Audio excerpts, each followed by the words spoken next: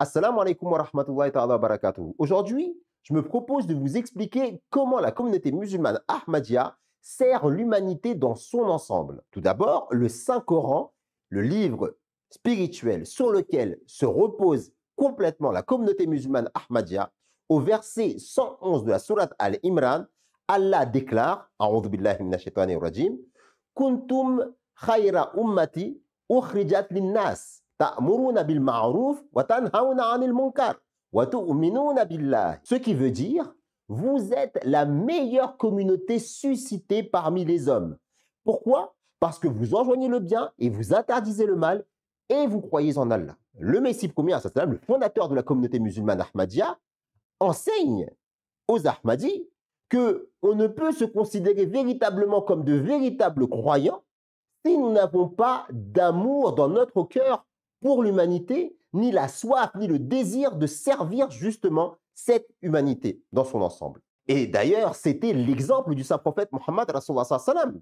Le saint prophète Mohammed Rasulullah sallam, avant même d'avoir reçu justement cette mission de la part d'Allah le Très-Haut, eh bien, il allait se réfugier régulièrement dans le mont Hira et il passait des heures et même des journées entières à méditer et à demander à Allah son aide pour venir en aide à cette humanité souffrante, parce qu'il faut le savoir, et il faut qu'on le rappelle ici, avant l'avènement de l'islam, les Arabes étaient considérés comme les pires personnes qui puissent y avoir sur la terre. Ils enterraient leurs filles, enfin pas toute la société évidemment, mais il y a une partie de la société qui enterrait leurs filles vivantes, ils se tuaient pour un oui ou pour un non, il y avait des guerres incessantes pour des broutilles, et devant toute cette désolation, le saint prophète Mohammed sallam partait en prière dans la grotte de Hira et demandait constamment à Allah son aide pour venir en aide à cette humanité souffrance. Et lorsqu'il reçut la révélation coranique, il ne s'est pas contenté d'éduquer ceux qui croyaient en lui.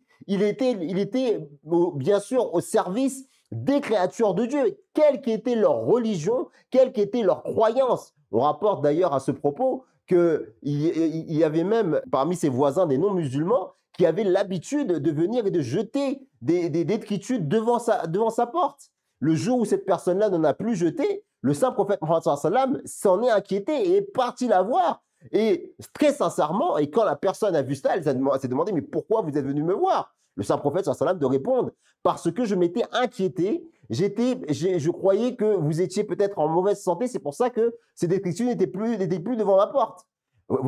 Imaginez un peu le souci de cette personne-là pour une personne qui ne le vouait que de la haine.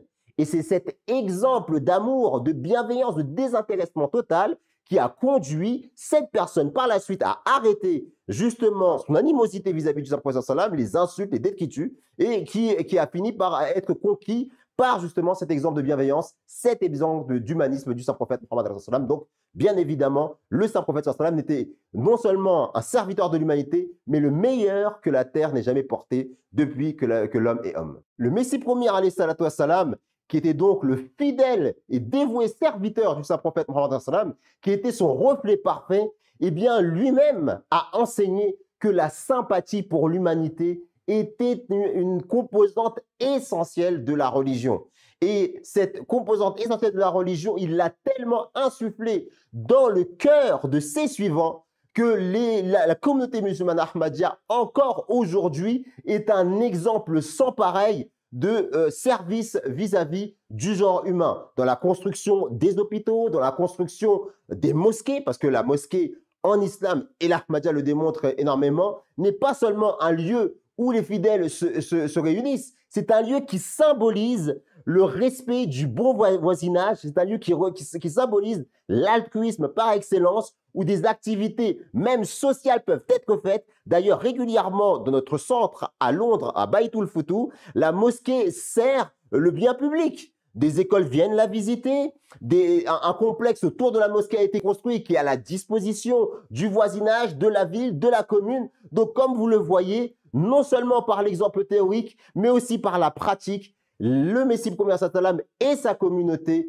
démontrent un superbe exemple de service vis-à-vis de l'humanité conformément à la pratique du saint prophète Mohammed Rasulullah sallallahu alayhi wa sallam. Et donc, pour conclure, il faut comprendre que le service à l'humanité ne consiste pas simplement à une aide matérielle. Le service à l'humanité, c'est aussi et surtout à rappeler, inviter les gens vers le Créateur. C'est pour ça que la communauté musulmane Ahmadiyya, à côté de toutes ses œuvres caritatives, se fait un point d'honneur à défendre l'islam dans toutes les parties du monde. Et son chef spirituel, le calife de l'Ahmadiyya, Hazrat Mirza Masroor Ahmad Ayatollah Ben Nasr al-Aziz, nous montre l'exemple en ayant visité le monde entier et les principales instances politiques pour les rappeler d'agir avec justice, avec équité, afin justement d'établir la paix. Parce que sans paix, il ne pourra pas y avoir d'humanité. Et sans humanité, il ne peut pas y avoir de religion. Et c'est pour cette raison que l'une des devises qui a été apportée par le troisième calife de l'Ahmadiyya, Hazrat Mirza Nasir Ahmad, et que la communauté musulmane Ahmadiyya répond à travers le globe, c'est amour pour tous, haine pour personne.